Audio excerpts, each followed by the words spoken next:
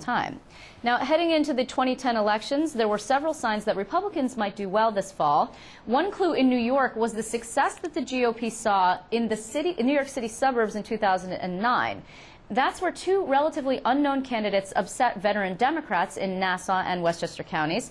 And then that success seemed to spill over into this year when it came to state Senate races, as two incumbent Democrats are engaged in races that are now too close to call. Now, as we wait for these absentee ballots to be counted, we're joined tonight to shed some light on this by the GOP county executive. He shocked Democrats in 2009 by defeating a long-term incumbent. He is County Executive Rob Astorino, and he is joining us tonight from New York City. County Executive, how are you? I'm good. How are you, Liz? I'm well, thanks. So update us on what's going on in this Senate race. It's between the Democratic incumbent Susie Oppenheimer and the Republican Bob Cohen. He's a newcomer, and interesting little point of trivia here. His campaign manager, John Rogers, actually ran your campaign. Yes, he did. He did a great job for me. He did a great job for Bob Cohen. The word as of the end of today with the Board of Elections in Westchester was there are 7,000 pieces of paper that still need to be counted: absentee ballots, affidavits, and emergency ballots. So when you add that all up, there's plenty to go in this race. Bob Cohen's down about 480 or so, so he could clearly make that up with 7,000 votes still to be counted. And you know, it's a critical race. It's an important race, but apparently and hopefully it won't be the race that determines the state Senate, and that the Republicans would hold the state Senate no matter what happens there. But clearly we want to win this. Bob is a terrific person. He was a great candidate, and he would make a terrific state senator. Well, what's interesting here is in these three cliffhanger races, we've got lawyers. It's like the Full Employment Act for election lawyers. And I think what Yes, we might be headed towards is a Florida-type situation where we recount from the very beginning, not just the paper that you're talking to us about now, but a recount of every single ballot that was cast, which really could take a lot of time. It's amazing how, you know, the whole lever system was so great. It was an old machine. You pulled a curtain, you went in, you had privacy, you voted, and there were no major problems. Now we go to technology, and the paper, the ink bleeds through the paper, you turn it upside down, everyone knows how you voted anyway. But now they got to count all these things by hand. I mean, it's like a step backwards with less privacy, and probably more people handling that paper than should. So I think there's a lot of issues that still need to be worked out. You hope the system is working right. I know in Westchester there's county cops at the Board of Elections securing the ballots, as I'm sure there are in other areas of the state. But the issue is whether or not there will be a fair count of all the ballots, and then you're going to get into the legal issues. You mentioned it. The day after, there were busloads of lawyers coming down the thruway into Westchester and in Long Island, where the other race is very close. So this is all going to be legal arguments, unfortunately. Lord knows how long it's going to take before we have an actual state Senate that could get down to business. Of course, and that third race is actually out in the Buffalo area, which our viewers are very familiar with at this point. I just want to switch gears here for a second, because you are a bright spot for the GOP. A lot of people see you as a rising star. We've had you on the show before. You just came out with a budget, and it's actually a pretty interesting budget. It's your first since you have been county executive. You have a $1.78 billion plan. You cut taxes by 1%. You're going to lay off 226 people, and you lowered year-to-year spending by $33 million. How'd you do that? And is it a blueprint a lot that of you hard think, work. I know, that you think actually maybe a fiscally conservative Democrat like Andrew Cuomo could perhaps follow on a statewide basis?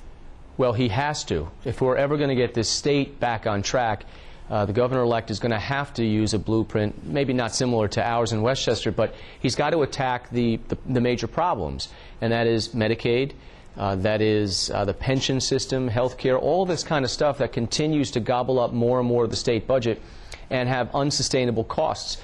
Our pension costs in Westchester are going to be going from about $50 million today to $163 million in 5 years. That's not touching a program or a service. That's an inordinate amount of money that we can't even afford. That comes directly from the property taxpayer. So there has to be some real reforms at Albany. And I told the governor-elect last week that I would stand with him in Westchester or anywhere in this state as a Republican with a Democrat and work with him if he's willing to take on the real issues. I mean, you got to be gutsy to do this, because you're going to have to go up against the unions and the special interests, and you're going to really have to go for it, because just putting us halfway there or nibbling is not going to get us there. You got to go for the whole enchilada, and that means some real amazing reforms that this state has not seen and that the legislature has balked at as well. So he's got a tough road to hoe, but it is absolutely positively necessary for him to do it. When did you How we see did it in him? Westchester.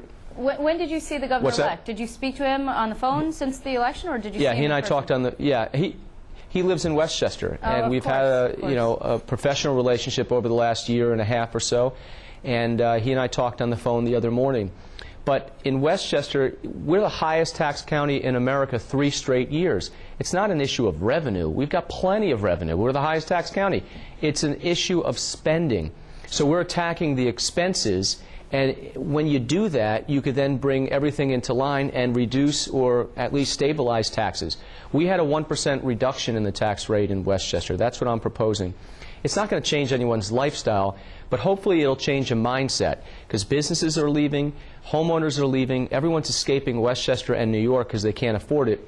And until we make some very hard choices, and that's what we've done, but I think fair choices, we got to balance the needs of some, and we are. We have a strong safety net in Westchester with the needs of what everyone can pay, and that's the taxpayers. So I think we brought that into balance, and that 1% reduction is really very important symbolically, because it's telling everybody we're making a shift in the mindset right now in how we do business in Westchester. County Executive, unfortunately, we're almost out of time. I just want to ask you very quickly what your future plans are. I know this is something I've asked you in the past, but will you run statewide? Mm-hmm. Will you run for a higher office? Oh, first of all, as I told Governor-elect, I will help him any way, shape, or form he wants me to. And we got a lot to do in Westchester.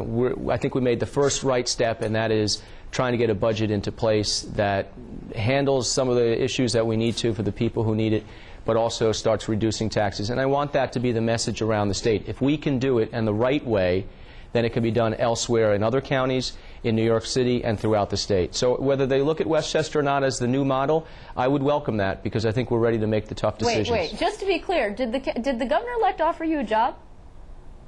No. He's got a lieutenant governor. Okay, just curious. But I want to, but I am going. I told him I would be a partner with him. I really would. I think it would help that a Republican and a Democrat can stand together in Westchester or any other county and say, this is how it's done, and I'm here to help him if he needs help, and he's here to help me if I need help. But it comes down to, he's going to have the guts to make the tough calls. Okay, well, I did not hear you rule out a possible run for higher office, but we will revisit that on a different day. County Executive Rob Astorino, I want to thank you very much for joining me.